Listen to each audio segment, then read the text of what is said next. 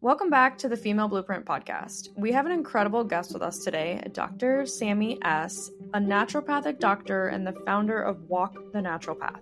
Dr. Sammie's mission is to help women uncover the root causes of their health struggles and optimize their fertility naturally.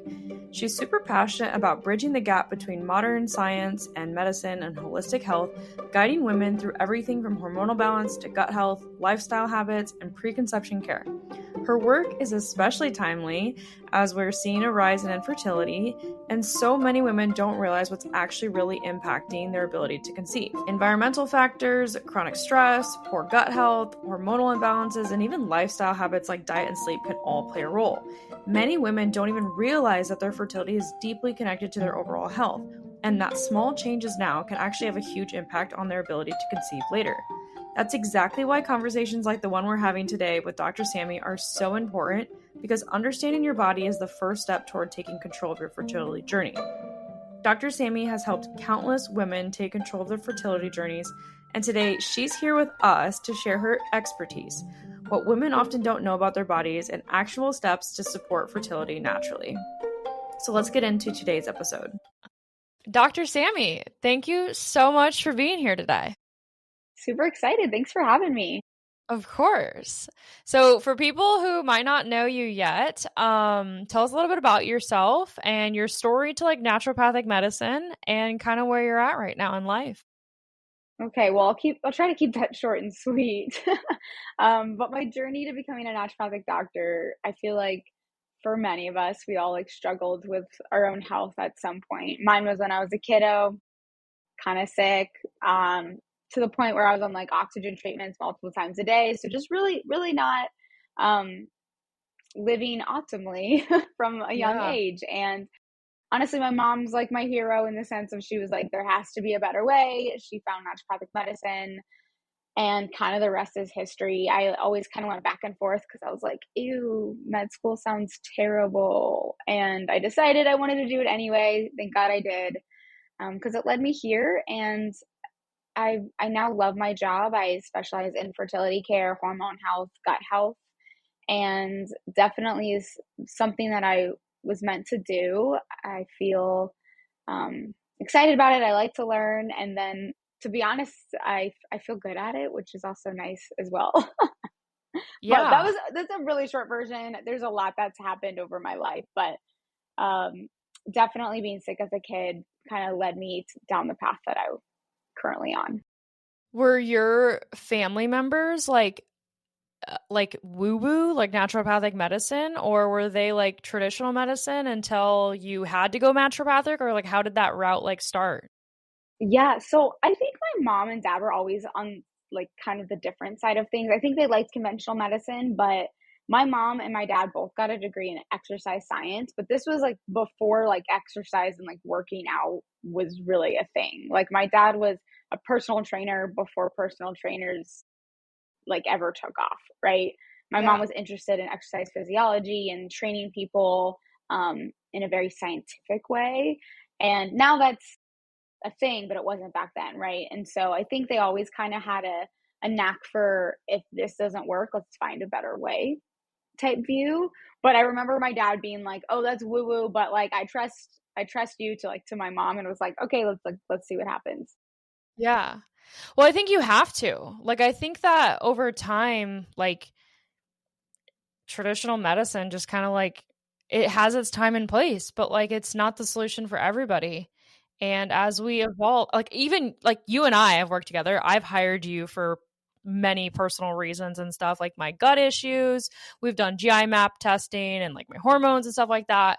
And yeah, I went to traditional medicine for some of those things, but like I was told to just get back on birth control. And like for me at that time, I was like, hold up, like I'm not doing this. Like that I got off birth control after being on it for 9 years. Like I'm not getting back on it as a solution to all of these issues that I now had because I was on it for 9 years. So like then I was like, okay, well I'm going to go a little bit woo-woo naturopathic now because I need someone to listen to me. I need someone to figure out what's going on. So sometimes too, it's like those like interesting stories that it's like, sometimes it doesn't have to be either, like, but it's like, oh yeah, I had this own personal experience, or my family was brought up like that, or maybe they got sick and like they had to go naturopathic route. And I think it's so interesting that we have traditional versus like Western medicine versus like Eastern medicine. Like it's really important to have different remedies for different things depending on what's at play, right? So I Yeah, love I your mean, story. yeah, everyone, there's a different method that's always going to work best for someone, right? Conventional medicine definitely has its place, but so does naturopathic medicine, so does Chinese Yeah. medicine, so does homeopathy, so does physical medicine. Like all of these things play a massive, like a role in health and healing, and we just have to kind of learn how to utilize them correctly. Absolutely. And I think it's good, like as a woman, to be able to have different options because I feel Yeah. like obviously we're both in women's healthcare and a lot of women get the short end of the stick. And I think it's good to have options and to keep your options open and also just to be informed yourself because informed care is the best kind of care. Otherwise, you're just always going to be doing what you're always told to do, which leads me to my next question. So, we've been seeing a rise in infertility. So, what are some of the common rules or like blueprints or things to do that women are taught growing up about their bodies or fertility that aren't really accurate? For example, like, oh, your cycle should be this many days, or we grew up in the era that birth control was the thing, right? Like you have a bad Yeah. period, get on birth control. You have acne, get on birth control. So like what myths do you see most often? Yeah. I mean, I think one is that when you're actually a teenager, that your period's supposed to be like regular immediately. I think that's a myth because a lot of people think that, oh, if your period's not regular when you're like a teenager and you've had a few cycles, they're like, oh, you need to get on birth control because it's irregular. And I'm like, why would it all of a sudden be regular? You had these hormones come in, your body's like, whoa, changes are occurring. Honestly, it'd be quite impressive if it was super regular, right? Like, Yeah. I would be Yeah. like, wow, your system is like really honed in. Yeah. But for majority of people, I feel like that's not the case. So I feel like a myth is part of that. Now, if you're a teenager and you're having excruciating cramps or um, severe mood swings around your cycle, that's a different conversation. But yes, is birth control the only option? Absolutely not. And I think that is also a myth is that if you have some unruly symptom or your cycle isn't where you want it to be, it's always birth control. And that's crazy in my mind. Yeah. Now that we think about it, which Yeah. by the way, I was one of those that got put on it, even though our family still had more like natural mindset, right? Like Yeah. it can happen to anybody, especially because you said we're like the generation of it. I swear. Yeah. I know. Well, like it was a thing. Like when I was in high school, it was like a just like common question. Like the doctor was like, "Do you want on it?" And I'm like, "I mean, my friends are on it." Like I didn't know any Yeah. better, Yeah. right? Like I mean, It's just, my parents were like, "Why are you on it?" or "Why are you choosing to get on it?" Like it wasn't really their decision. I mean, it kind of is. They have that overarching like dominant decision, but it's like, well, I'm going to college and my friends are on it. It's like I guess I have to get on it. Like I didn't know any better, which is kind yeah, of crazy.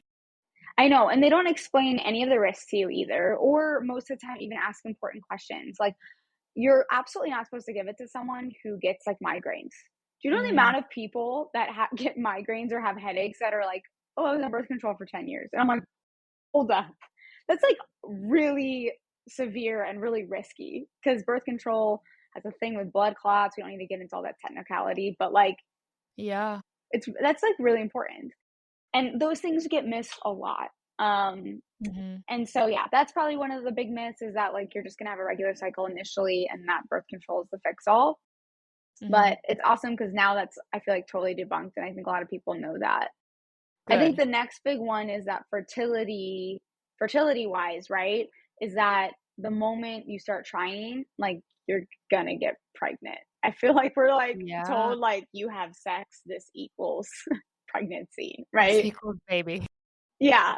And one, that's, I mean, clearly not the case. But two, no one knows how to either track their cycle or prepare their body for pregnancy. And there's like Hmm. so many things that I believe that people should be doing before that they don't.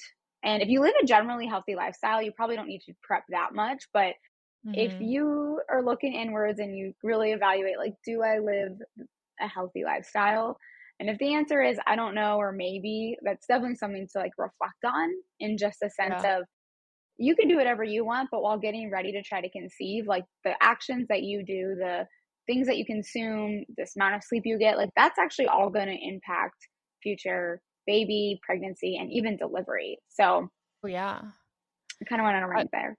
I love that. No, I love that you just brought that up because that was one of my questions. And that is like, how important is preconception care and how far in advance do women need to start? Yeah. So I'll even say, like, I think 6 months would be great, but minimum of 3 is my advice. If, say, someone's listening and they're like, well, I'm actually currently, that's okay too. Changing your Mm-hmm. habits is always going to make a difference. But I do like a 3 to 6 month window. That gives time for your body to kind of catch up with your actions. Gotcha. Okay, so like what kind of lifestyle choices and like habits are we needing to switch to? You know, what does good nutrition look like, or like supplements, or sleep habits? Like what are we talking about that make the biggest difference for someone to 6 months, planning, or 3 months planning? What does that look like? Yeah, so I mean, the basics, right? Diet, being from like, I love the 80/20 Mediterranean diet. I think some Mhm. practitioners were maybe a little bit more strict than I am. I'm like Mhm. 80/20. I think it's okay to go out and eat pizza. Yeah. Just like if you eat pizza, like have a vegetable before. I'm like, you can kind of Yeah. like blend those things and then just don't Balance. eat pizza every night, right? Like there's just Right. Yes. like, you can have that balance. One But I'm piece of also pizza is like, not going to kill you. yeah, it's okay.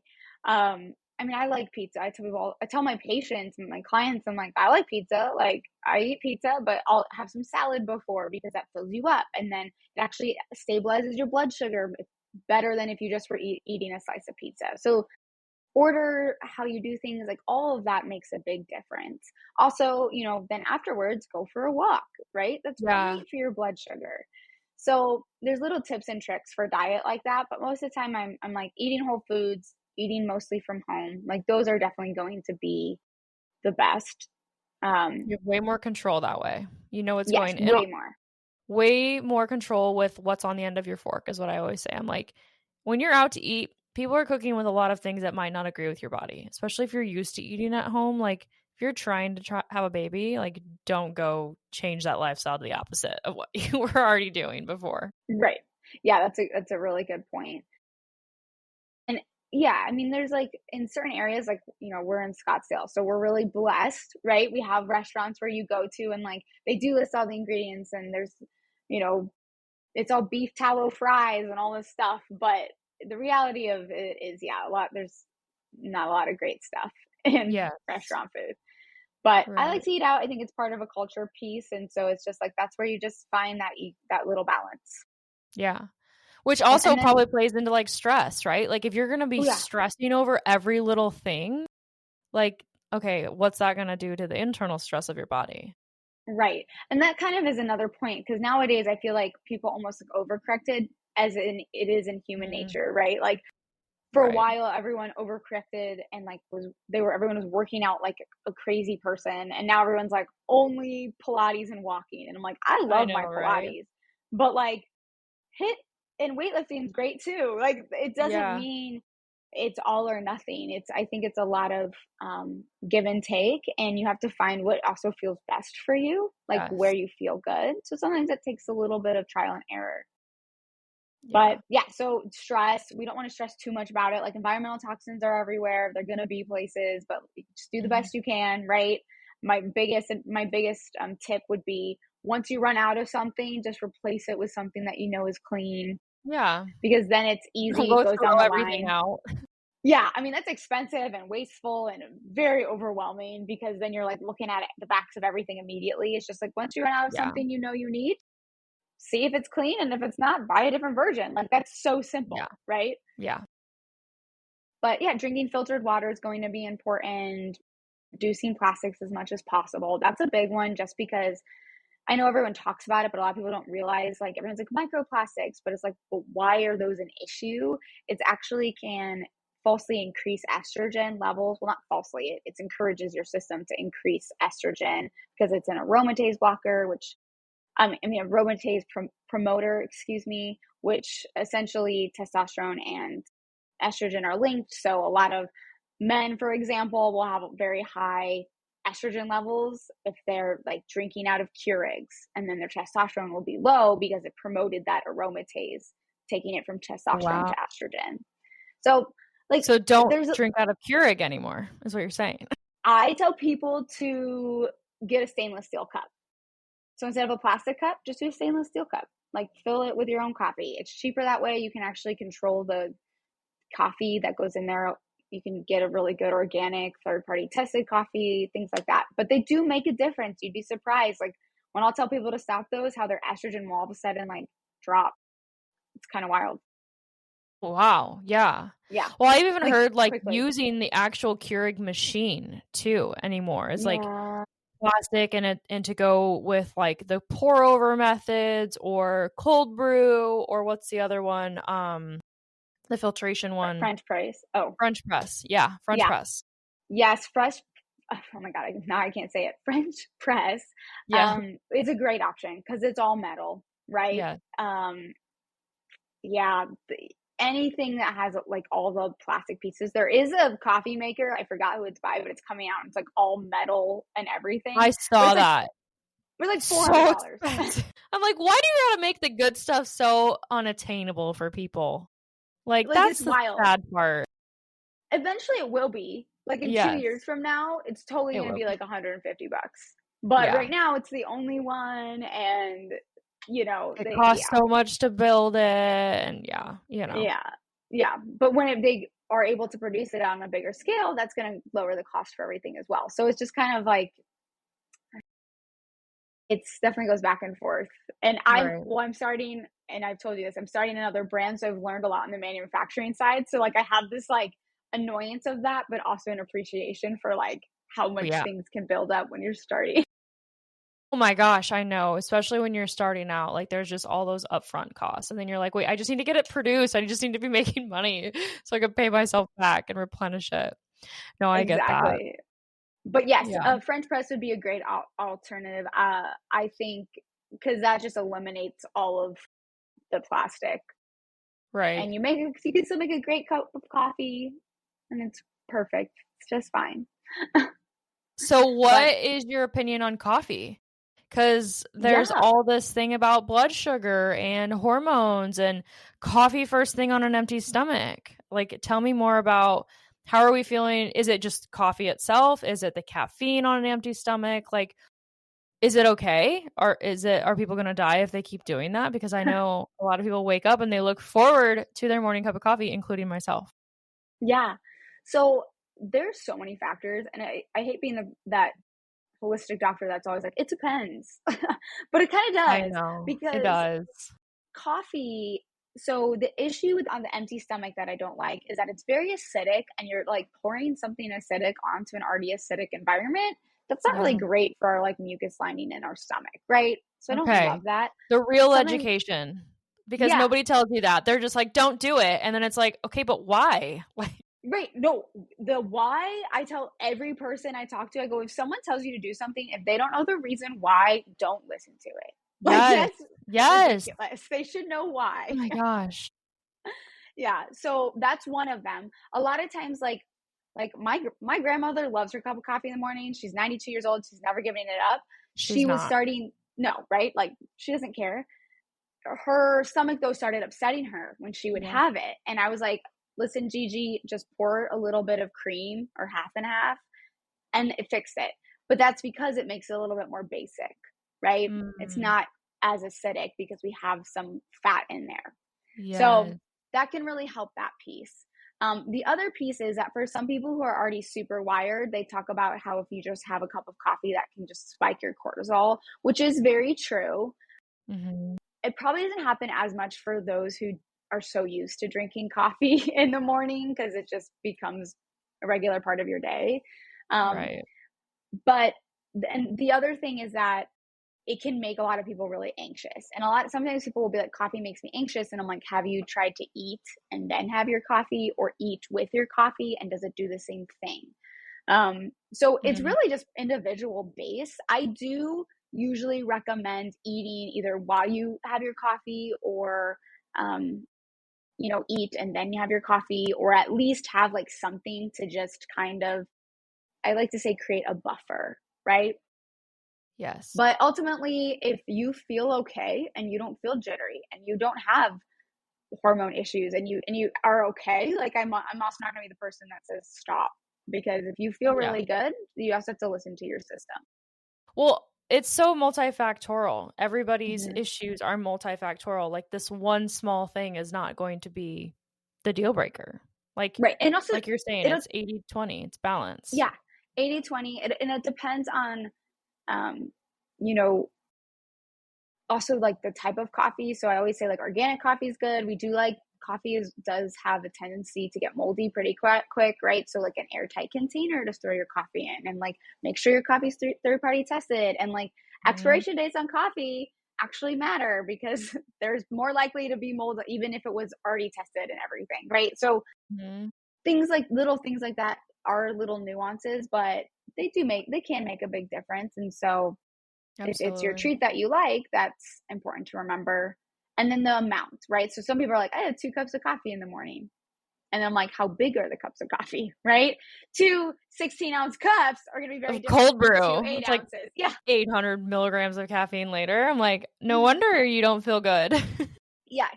So that also matters too. Like, are you waking up and like having a small 6 to 8 ounce cup? That's, maybe 100 milligrams, or are you having a lot of coffee? Yeah. Oh my gosh. This is so good. And for the listeners out there, like, I know that we're all probably women, tired, and we need our coffee. And who doesn't love a good yap session with a cup of iced coffee? Like, I'm not giving it up. I'm not giving it up. and that's where you just Or like, again, matcha. find balance. Yeah. Matcha is great too. I love it. That one's probably a little bit easier on the stomach, just because it's normally accompanied by like a fat, right? Everyone makes like matcha lattes and stuff, so there's usually like milk. So that's always, no one's eating grass off of the ground for no reason. Yeah, exactly. We're putting something in it. Yeah, there's something there. So yeah, I mean, I could talk about coffee honestly for a while, because I've had so many people ask me questions about it. But my recommendation, at least for preconception care, is just keeping it under 200 milligrams, and then experimenting with it and see where you feel best. Some people are like, I notice no difference between like breakfast and, having it when I wake up. I'm like, okay, cool. Yeah. As long as you have a little cream in there, we're not hurting your stomach lining. And then, some people are like, wow, that changed my life. I'm like, okay, cool too. Like, when you're going to be doing it. Absolutely. So I have a lot of questions, obviously, but I want to start with this one. So how much of infertility do you think is actually influenced by lifestyle factors versus like a medical condition? Like something truly wrong. And I definitely want to get into like male factor infertility and like female factor infertility, because I know there's a big role in both. So let's just take it for the first question first before we go into the Honestly, yeah, like one of those questions, it's so hard because like you can talk about different parts of it forever. But that's actually a really good question, because for me, I think I see majority of like it's actually a hormonal issue, or they have a gut infection or something. But that's because I tend to be like the Hail Mary. They've tried everything. They've dove into the diet and lifestyle. Their diet lifestyle is cleaner than mine. Like, they have done everything. So most of the time, the people that I see, diet lifestyle definitely probably played a role into getting them to where they were at. But there is usually a medical condition associated, whether it's not there's a technical name, or I'm just over here finding like less than optimal values. With that being said, like the global like epidemic of it, right? Because now it's everywhere. Fertility, like it's dropping drastically. That is where I feel like it's a lot more diet and lifestyle, right? Because diet and lifestyle also though can trigger these other conditions for occurring, right? Like PCOS is actually very common, but most of the time you don't just like get your period and have PCOS. For some people that is the case. I'm not gonna, deny that. I have people that are like, I've had these issues since high school, right? But for a lot of people, they're like, I never had these issues, and then I got on birth control, and then I got off, and then somehow I had it. There's birth control induced PCOS. But honestly, like Wow. anything can trigger your genetics to all of a sudden express slightly differently, right? So another example of something that people really know a lot about is going to be the thyroid, right? Hypothyroidism. It's very much genetically linked. However, you don't just wake up one day usually and have a thyroid issue. It seems like that, but most of the time it's like, oh, you got really sick, you got in a car accident, there's a really stressful issue. There's usually like a trigger that Yeah. sends your body into that. Yeah. And all of a sudden your genes are expressing a slightly different way. Not that it can get really complicated. And sorry, I'm not trying to go off on a tangent with that. Long story short is like I know, right? The diet and lifestyle can trigger some of those other things. But I also want to have a caveat, because a lot of people in fertility are like, it's my fault, and they feel a lot of pressure. Still not your fault. You know nothing about it. This is how our world is. Yeah. How are you supposed to know any different? We were not Right. taught any different, right? So I just Yeah. like to say that, because sometimes I feel like we have to be a little delicate in the sense of like A plus B equals C, because it's not as simple as that when it comes to hormones and Yeah. specifically fertility. Well, yeah, most people don't realize the connection between their hormones, fertility, their gut health until it becomes a problem. So can you break that down for us and talk about like, okay, so you said, okay, maybe their fertility is from a gut infection. Like, what does that mean? Like, Yeah. when people go to you and they're like, and you're like, oh, I'm going to test your gut. And all these people are like, what do you mean? Like, no other doctor has tested my gut. Like, what is that? Like, what are you looking at? Yeah, which honestly blows my mind, because like this is okay, in the conventional world, they go off of studies, right? Double blind placebo studies, right? Mm-hmm. Like okay, we treat off that. There are multiple studies done that say H. pylori can actually cross into the cervical mucus. So H. pylori lives in the stomach, but somehow it gets into the cervical mucus and can actually impact sperm motility, so how it swims to the fallopian tube, and cause an issue with obviously the sperm getting to where it needs to get to implant into the egg, right? And not only does it cause with that issue, but like the egg is really picky. So if it like hurts the motility, the egg's gonna like pick up on that and doesn't want bad sperm. The egg wants good she's sperm. picky too. Oh, she is picky. Yeah. Just picture, yeah. No idea. She's like, no, get out of here. Yeah, she's not picking any Joe Schmo. Yeah. It's like what's that scrub? I want no scrub. Scrub can't get enough from me. She's like, no, get out of here. You're a scrub. Yeah. She's like, you're a scrub. No, but like that's the egg theme song, I guess. Oh my God. Yeah. So she's like, no. So that's H. pylori. That is just H. pylori. That is one thing that can go on in the gut. One thing. H. pylori can be passed also from partner to partner. So if you have it and you heal things up, but your partner still has it, that could still be an issue. So that's kind of where it comes into like treating How is it passed? can be really important. Like saliva? Like, yeah, it's the fecal oral route if we're going to get technical. But yeah, kissing, food, all of that good stuff. Okay. Also, like and like I said, we could go on a tangent about H. pylori, but H. pylori is also not very easy to get rid of. The more I'm in practice, the harder I'm seeing. Like people are also thinking like one gut treatment like just fixes everything. I'm seeing, no, we need to do it 2 to 3 times sometimes, and then that solves it. But kind of makes sense if you think about it, because how long have you had it? You have probably no idea.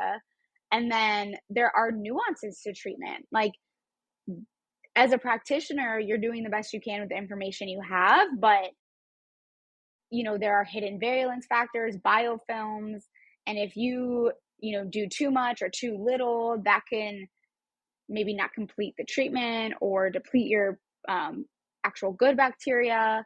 So there's just kind of a lot that goes Wow. into it. And so sometimes it's going to take a few times, right? Yeah.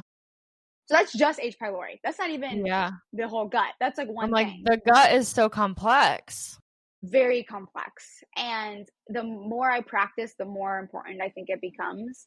But it also is 70% of your immune system. Your immune system being optimal is very important in pregnancy, like Mm-hmm. very important. The again, a short version of that is that egg and sperm meet, right? They create an embryo, and that is technically a foreign object because there is, dad's sperm, right? Your Yeah. body is trained to attack foreign objects. So your immune system has to be in a good enough place where it can learn and understand to downregulate so it doesn't attack the sperm. It's why a lot of pregnant women get sick a lot.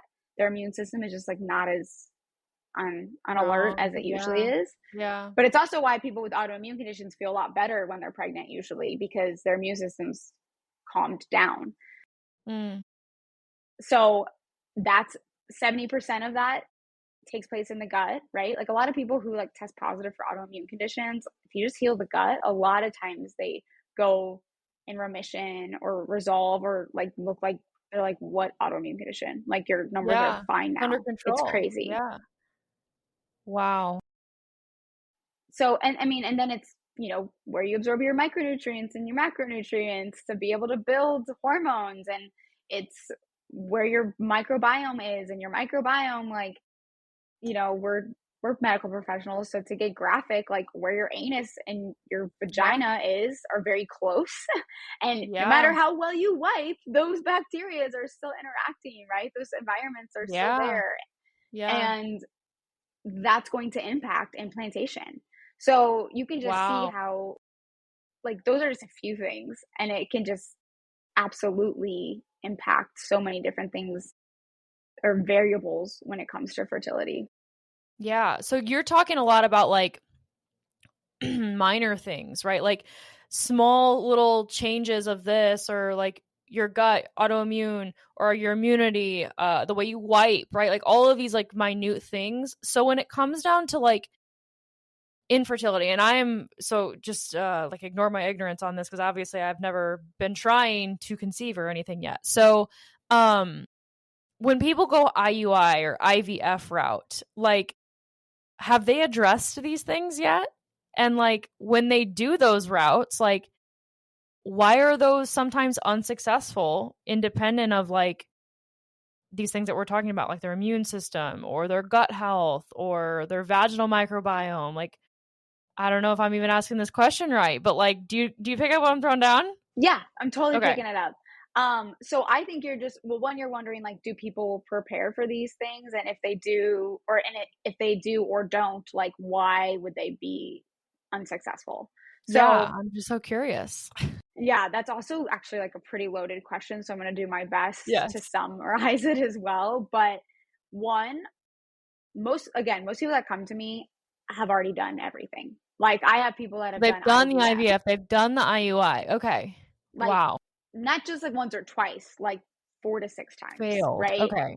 So, like I said, I'm usually that person where they're like, we don't know what else to do. So, one coolest part about all of this, and I feel like I'm skipping so many steps, but I'm just like, I just love to share, is that people get pregnant naturally still. It's Yes. wild, right? They're like, how is this possible? But I'm like, the issues that IUI and IVF were focused on or fixing weren't your issues. Like your egg quality is fine, your sperm is fine.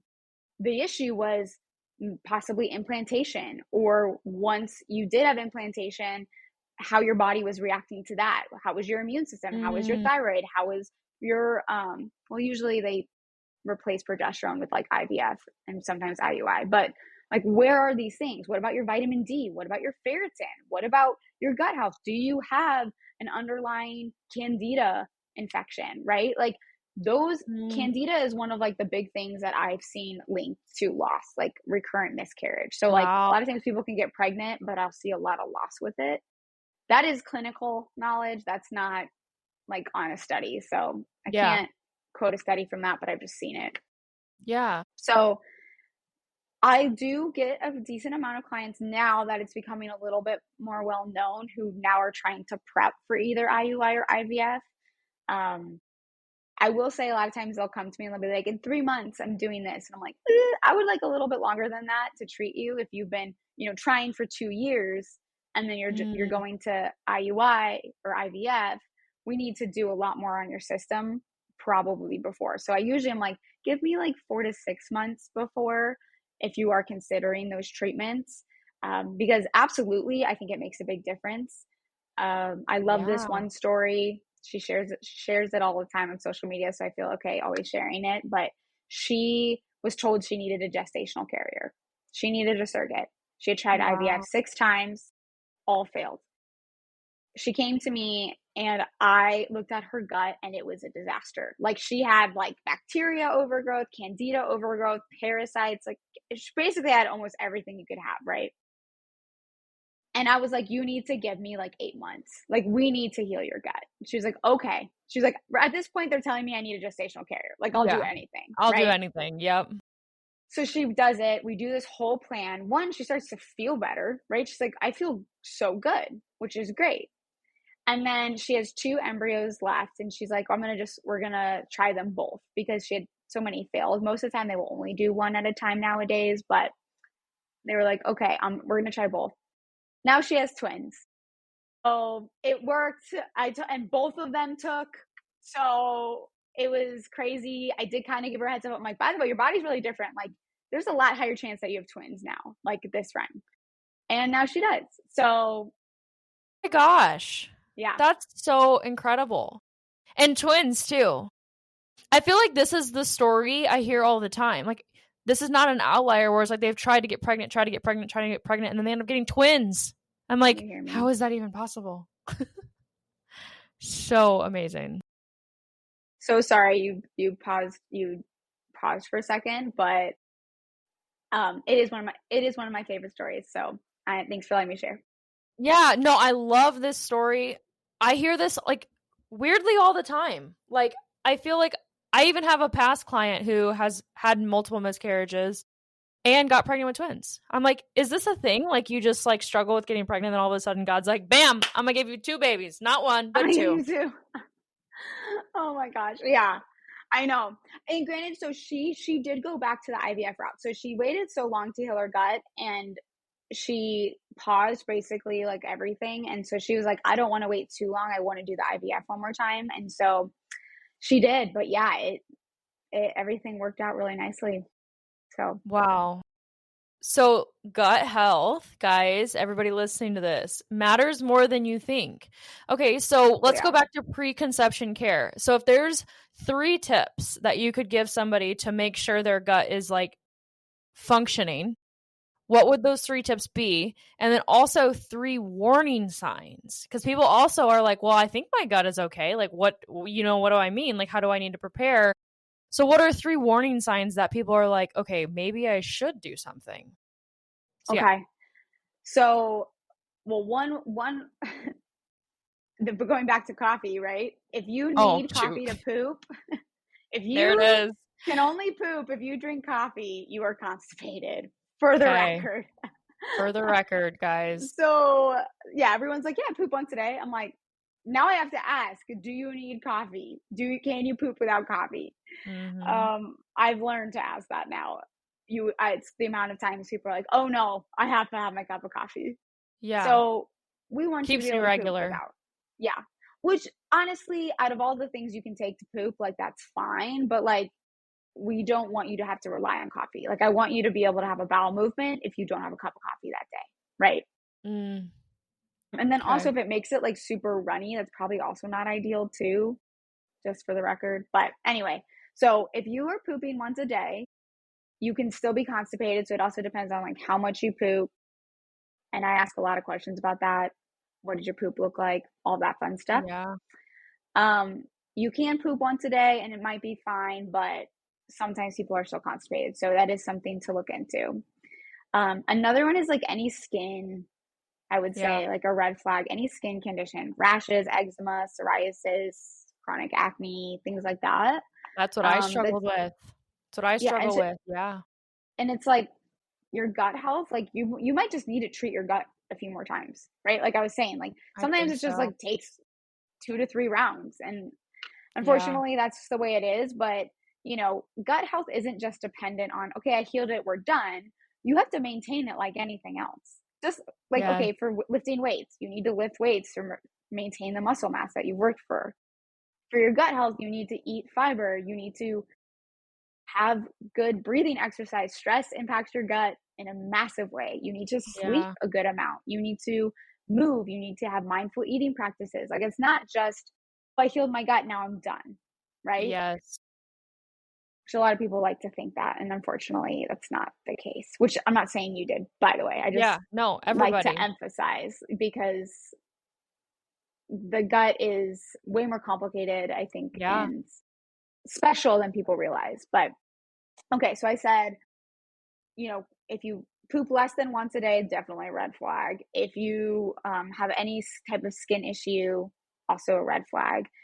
And then Hmm. I'm thinking about the third one because there's so many things Yeah. that it could play into. I mean, obviously, like gas and bloating, but to me, like those are super obvious. Like if you're having like clear digestive symptoms, like, okay, we need to get your gut checked. But I'm trying to think of the tricky ones that like catch people, right? I think one Hmm. of them would probably be fatigue and brain fog. So Okay. I think people underestimate like if there's something going on in their gut, how much that can actually in fact impact their brain. And I know there's a kind of a trend for a little bit where like the gut's the second brain, but it really is. And it has a I lot of believe it. like people talk about serotonin and dopamine and all of that. And it can be really important. I gave you three unique ones, but like I said, the other ones are kind of obvious to me, like diarrhea, chronic constipation, bloating, gas, all of those, heartburn, chest pain, those are obvious. The other ones, I feel like a lot of them go under the radar. Another one Hmm. is getting sick a lot. Like getting sick a lot, I talked about the gut being 70% of the immune system. That could be your only red flag that you need to work on your gut health. Wow. Mm-hmm. And I feel like a lot of people underestimate that one. They're just like, Mm-hmm. oh, my immune system, my immune system. Well, it's like, Right. why? Like, Yeah. what are you doing for your immune system? Like, are you just taking like vitamin C or like, what is it? Emergency? Like, oh my gosh, please do not rely on Yeah. emergency. Well, and it's also Yeah. like why you don't see other people doing that though. So clearly that's not optimal. Like you should be able to fight a lot of this off. I mean, exceptions I will say for like teachers or like They're nannies. just If around you're little around kids critters a all lot, day. or yeah, if you're around kids a lot, you have a different experience. But other than For that, sure. like as an adult, you should not be getting sick that often. Maybe a cold once or twice a year, but Yeah. Yeah. Yeah. Okay. So when it comes to fertility and women are trying to get ready or I don't know, let's flip the coin here actually. So like okay. let's say women are done having kids. Hmm. How do they make sure cuz like there's not a lot of things that they're like looking for at this point. They're not like, well, I need to be ready to have kids in 6 months or 8 months or whatever. So how do women stay healthy like after having kids, like maybe perimenopause, menopause? Do you work with women in those time because like you're a hormone specialist, right? So Yeah, what can they do? Like if there's a listener listening to this and they're like, well, I'm not trying to be fertile, but like I'm trying to be healthy. yeah. I mean, honestly, a lot of the same things. It's gonna be the basics: diet, lifestyle, sleep. I haven't really talked about sleep that much, but sleep's like my favorite thing in the world. I'm like, if you don't have sleep, Me you don't have too. anything. Yeah, I'm like, sleep is everything. So, and as women, okay, another myth. I feel like you told me to come up with like one. I'm like, here's myth, myth, myth. Um, Yes. is sleep like that? Women and men need like almost the same amount. That's not true at No. all. Women need more for sure. And I tell people, like, well, if you just think about it, think about how much more complex our hormones are. Like, just think about it. Like, men, if you look at like a male chart, it like barely is budging their hormones. And then like ours is like, woo, right? Like, Literally. we need more time for our body to rest and adjust. And it's just, we go through things differently. And Mhm. like, men sometimes feel great off like 7 to 5 8. hours. So, yeah, I was gonna say some men can even do like Yeah. 6.5 and feel awesome. Yeah. I find it very rare or very surprising if a woman ever were to tell me that. I'm like, she's like, I need 7.5 hours, but I'm still tired. And I'm like, try 8.5 and tell me how you feel. Yeah. So sleep's going to be a big one, whether you're preparing or you're in menopause. I used to work with a lot of people just with like all hormonal stages. I think I'm more fertility now just because that's just how it Mhm. grew. Okay. But there's so many amazing naturopaths out there that specialize in hormones as well. But there are a few ways that people will take care of perimenopause. One of them is HRT. That's really big, right? Hormone replacement therapy. So Mm. estrogen and progesterone therapy. Some will be put on testosterone. I know pellets are like a really big thing right now. Yeah. I personally am not a huge fan of all of that, specifically as like a first option. So Mm. I am a naturopath I feel like a lot of naturopaths would like hate me for saying that because that's kind of some of the bread and butter, but it is what it is. Yeah. The reason why I don't is because there's a therapeutic order that is like burned into my brain and my soul, and that is you treat at the base first and then you work your way up. So the base is going to be diet and lifestyle, then it's herbs and supplements, then it's medications and HRT that would be up here, and then it's like surgery. So to me, I'm like, when people come in, they have these symptoms and their hormones are off and they're just like, they jump there. I'm like, what are we doing? Like menopause, perimenopause is a natural part of life. Like Oh, that yeah. is something that didn't happen like just cuz, right? That's like Yeah. part of Human aging, nature. Yeah. right? So I'm like, I think it's more so people get such extreme symptoms because of the life that they've lived and how they've prepared their body. Like living a Mhm. healthy lifestyle, I tell people all the time, is not just for now. Like I lift weights so I can stand up in a chair without assistance when I'm 80, right? Yes. Yeah. You lift weights now so you don't get osteoporosis later. Because by the time you Mhm. find out you have osteoporosis when you're older, Too late. which for people who don't know, yeah, it's like brittle bones. Too late, right? So Mhm. it's not like you're preparing your system now to process to go through menopause in a more gentle light. Now, I'm Yeah. not saying HRT is evil and bad. I think it can be a really great option for people who have tried everything and are miserable. Absolutely. But to me, if the hormones are off, there's a root cause and you can gracefully go into menopause. And if you're not even in perimenopause yet and your hormones are off or super low, that's a huge red flag to me that like something needs to change in your life, right? Yeah. Whether it's diet or lifestyle, or we have to find something chronic going on. Well, I do know that, like, so there's a lot of talk about infertility and, like, the way we live our lives now and how that can set us up for aftermath of having kids and even environmental factors that we do right now. If you're not even having kids or don't want kids or whatever, and you're in perimenopause or menopause, like, there's so many things around us that can just influence our life. Like, I was reading the other day something about, like, fluorescent lighting and, Mm-hmm. like, women working a 9 to 5 job in fluorescent lighting all day long, sitting in a chair behind a computer screen.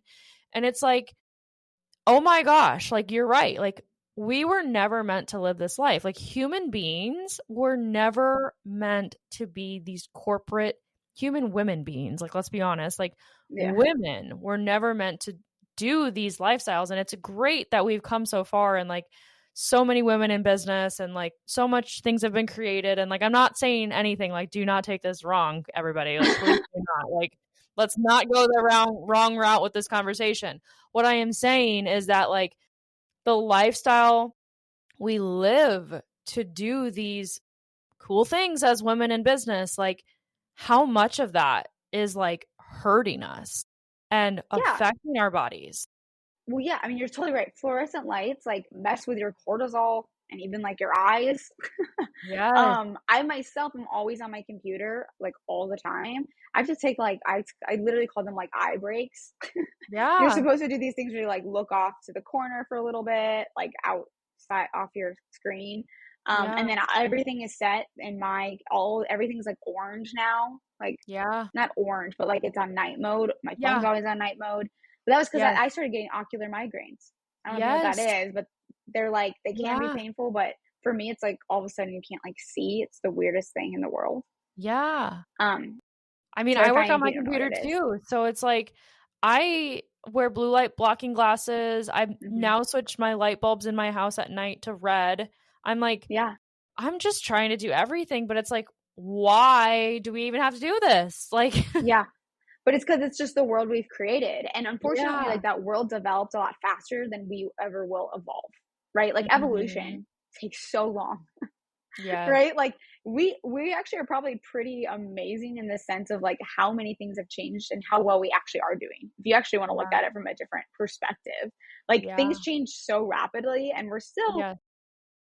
we are still doing decent for Yeah. how shocking it would be to our systems. But Yeah. yeah, I mean, natural light when you can is great. Like, I don't have any lights on in my office right now. I just have a window that's like directly sits in front of me, and that's what I put on all day Yeah. because otherwise I'm staring at a computer and then extra light. No. You gotta Yeah. you gotta find that balance.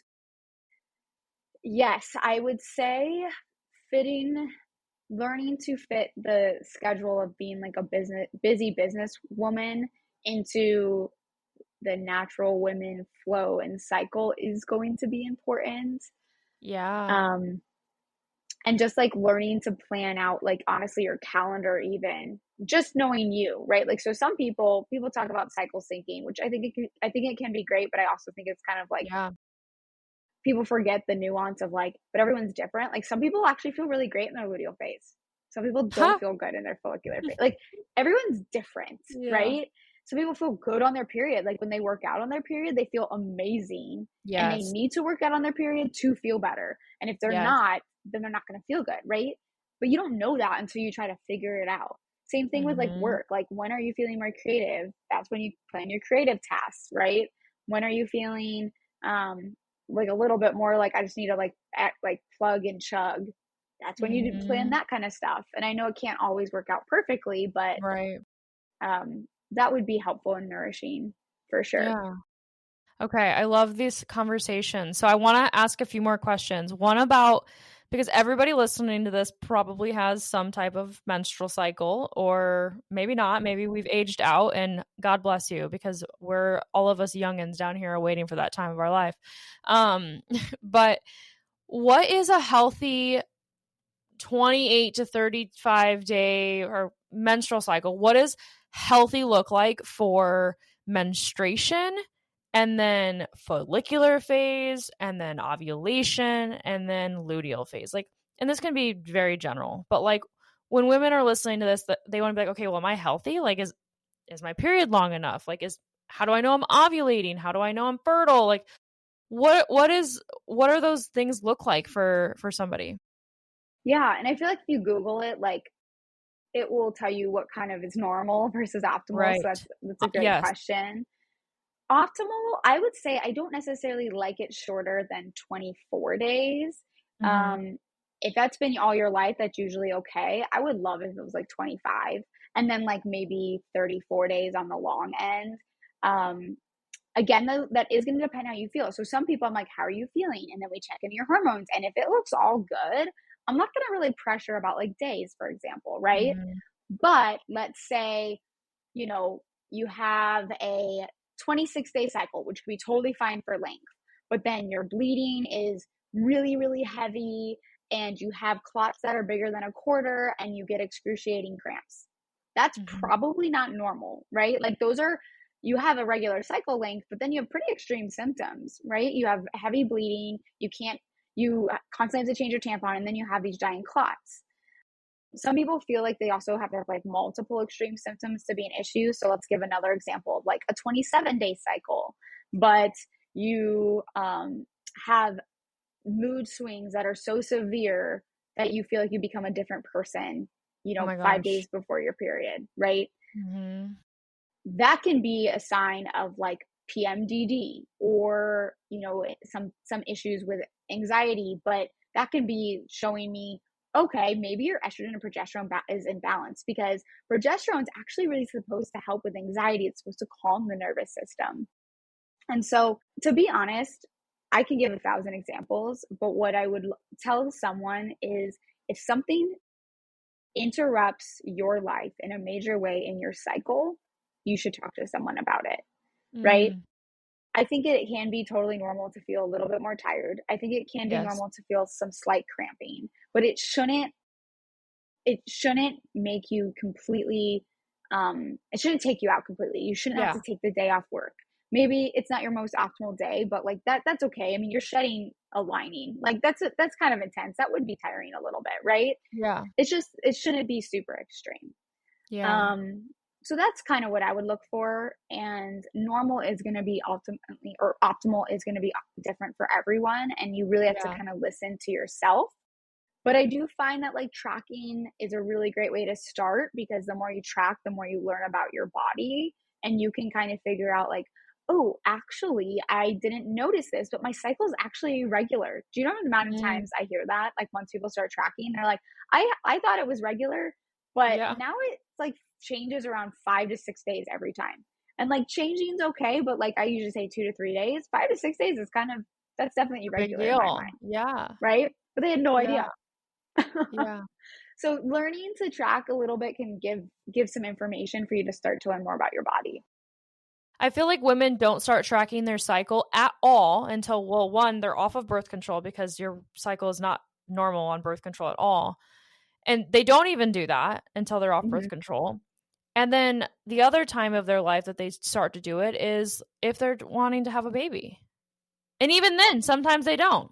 So it's like, I feel like women at all times of their life should be tracking their cycle. I've been tracking mine since got off birth control since like 2018 or 2017. So it's like 6 years now, or Yeah, 7 years. that's amazing.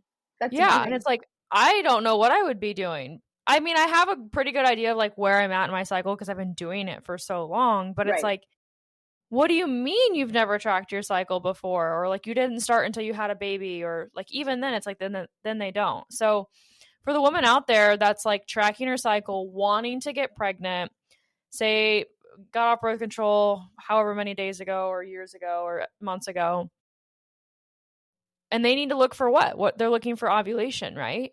So when it comes to Yeah. tracking for ovulation, are you what's fertile and what's like maybe like a red flag where it's like, okay, maybe I should go to Dr. Sammie?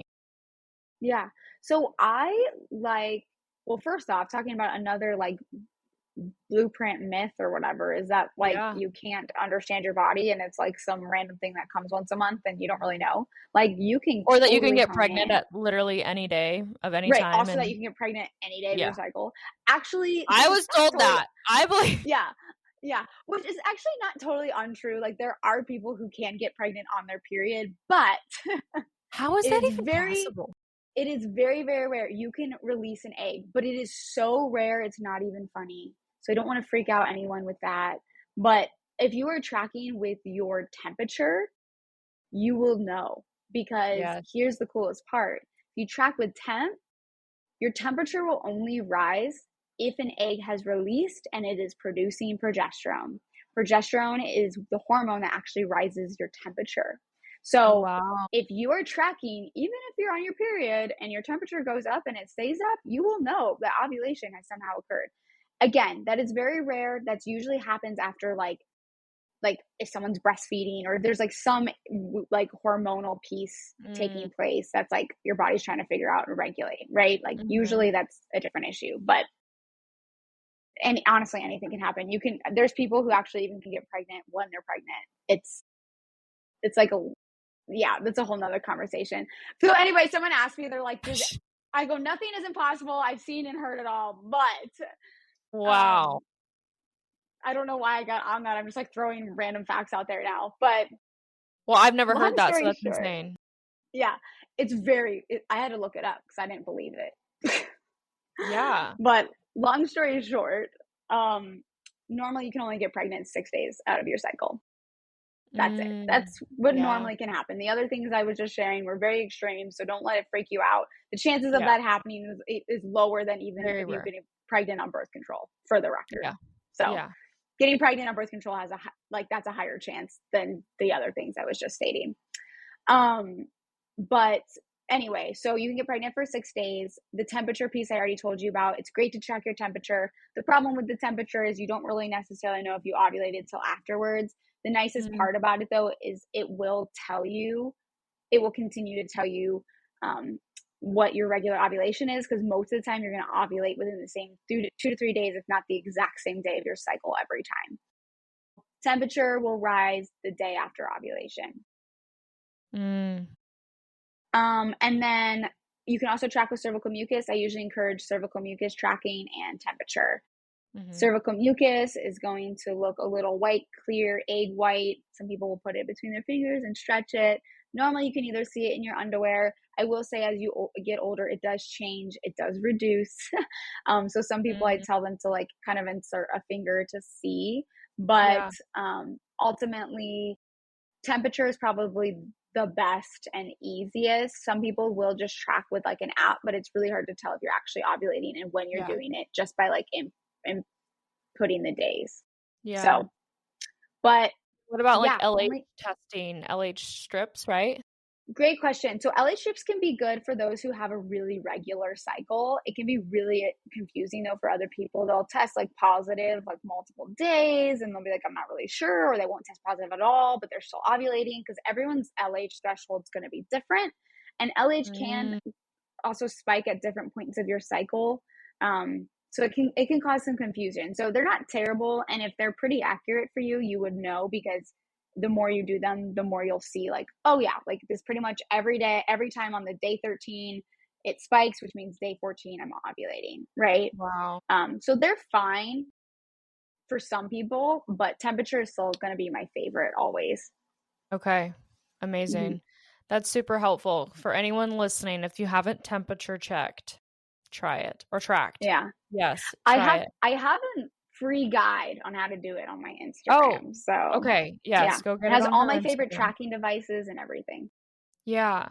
So I find that funny, because I'm like, what if I'm just like really hot that night? Like, I feel like when I'm about to get my cycle or like in the late luteal phase, I'm like, I'm always hot. Like I have to like turn my AC down even more. I'm like, does that impact and we live in Arizona. It's 150,000 degrees. Like, does that affect anything? Is that like give you anybody false positives or anything? Do you know? Well, you're actually warmer, because if you're in your luteal phase, you've already ovulated and you have your progesterone, which has already caused the temperature to rise. So you are actually warmer, which also you need more calories in your luteal phase. Most people don't know this, but you burn like 200 to 300 more calories in the luteal phase. Eat up. Let's go. I go, if you're feeling anxious in the luteal phase, sometimes you really do just need a snack. Just go get a snack. Because you burn so much more, 200, 300 calories. Like that's a lot more if you're normally being like careful about tracking at all or anything like that. So no, a lot of people need just more like protein, a little bit more calories. So if you're actually feeling really hungry in your luteal phase, it's because you're burning more calories. I'm definitely more hungry in my luteal phase for sure. Yeah. But yes, back to your question. So temperature, if there's extenuating factors in sense of like you're sick, you had stress, you drank alcohol, you went to bed a lot later, those can change your temperature. But overall, it's probably not going to happen every single day within that phase, right? So odds are you're still going to get a pretty accurate reading overall. Also, there's temperature trackers that like you can have on at night. Like I love the Temp Drop. There's also ones where you can just do a cheaper thermometer that you can do, but that one's going to be a little less accurate because it's going to be pretty hard to remember to roll over and take it every single morning before you do anything else, including like if you wake up to go pee at like 5:30 in the morning, you're going to want to actually take your temperature then versus like annoying. So that's why it's nice to like have something that you're wearing throughout the night. I've looked into the Temp Drop. I think I might get it. I have like the little ring already, but I'm like, I think the Temp Drop sounds easier too. So the ring is nice, and people do use it, and I it's on my little tracker thing, and I'm like, if you have it like and you want to use it, awesome.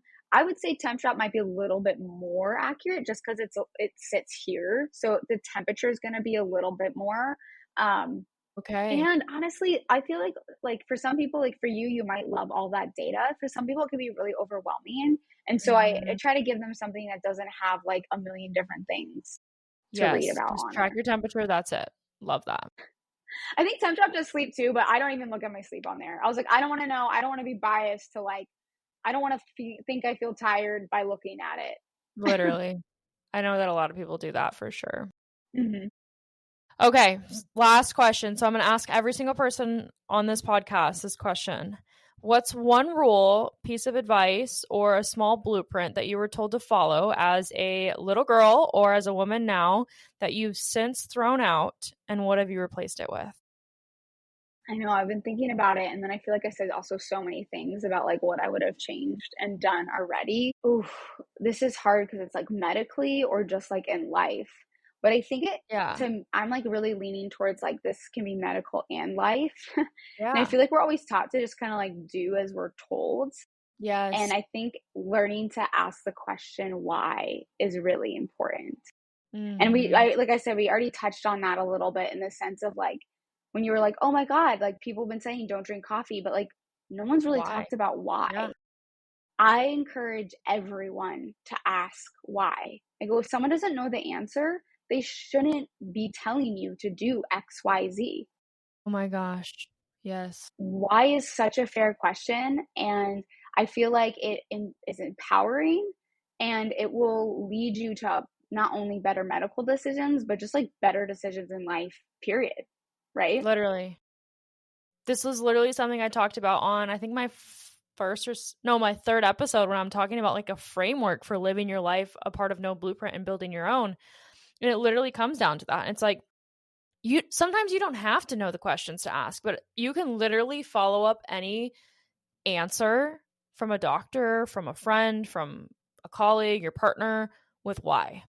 Like, why do you think that is? Or why are you saying that? And it's like, you don't have to have all of the answers or all of the knowledge or anything, but if it's like, you need to understand what someone's telling you. You can't just take everything at surface value and like, just, yep, that is the way the cookie crumbles. It's like, no, like, Hmm. everybody is different. Every practitioner is different. Every doctor, every physical therapist, every dentist, every whatever. Like, there's good and bad, and everyone has their own training, own advice, own opinion. And so if you just take that person's opinion, advice, medical knowledge as fact, like, it's going to be a hard life. So I Yeah. love that you said that. Yeah. I mean, I tell my patients to ask me all the time. And on my like Mhm. treatment plans, I have why. It's listed. I'll be like for XYZ. And then most of the time there's like I really try to make sure that it's communicated. And sometimes I don't want to overshare because that Yeah. can be overwhelming for people. But like, asking that question. I mean, even we were talking about like the normal cycle. If Yeah. someone looks at your labs and you don't feel good, but they're like, everything is normal, you can be like, why? Explain to me Yeah. why you're telling me this looks normal. Yeah. Is it the lab value? Is it what you think about my cycle? Like, why are you even considering that? Or why is that a conversation right It's so now? important. Yeah. I love So that. yeah, kind of medical advice, kind of just life advice. Yeah, both, honestly. Like, you're going to get so much further in life when you understand things. And it just go through life curious. You should be. Otherwise, it's just Mhm. like you're like la da da through life, which is cool. Like, I want to live in la la land too, but like, sometimes you got to like make really hard decisions, and you need to be prepared for those decisions and the consequences of your decisions. And if you don't understand, then you can't get mad at yourself. Like, Yeah. you can't beat yourself up if you didn't take the chance on yourself to even understand in the first place. So, Yeah. I love that. No. Yeah. Great. Well, I'm glad I came up with a good one. All right, I was like, Sammie, it's such a thank big you question. so much for being on the podcast today. I've learned so much. I've worked with you. You're one of my great friends here in Scottsdale. Like, I just value the work that you're doing and the women that you're helping. So, where can people find you on the internet? Because I know that you are working with everybody virtually too. Yeah, I know. Us virtual girls, gals. Let's stick So together. I know. So walk the natural path, like on any platform, YouTube, TikTok, Instagram. I would say I'm probably most active on Instagram. So I have people like shoot me a DM, but if you want like direct contact with me, the quickest response time, I would definitely click my new patient form on my website, which is also just walkthenaturalpath.com. It is all one word. Um, but yeah, I have a ton of free resources like the tracking guide, a semen analysis guide. I have just tons of information that I think can just be even helpful in just starting your journey with trying to prepare your body. So please check that Yeah. out. And again, thank you so much for having me. This was so fun. Oh my gosh, you're welcome. If you guys like this episode, don't forget to follow the podcast and leave a 5-star review. It really helps me reach more women who need to hear these messages. And if someone popped into your mind while you were listening today, maybe a friend, a sister, a client, share this episode with them. You never know how much it might help them feel less alone or even be the nudge they need to finally start rewriting their blueprint for their life. Thank you so much for being here. Thank you for listening. And thank you for being part of this community. I'll see you in the next episode.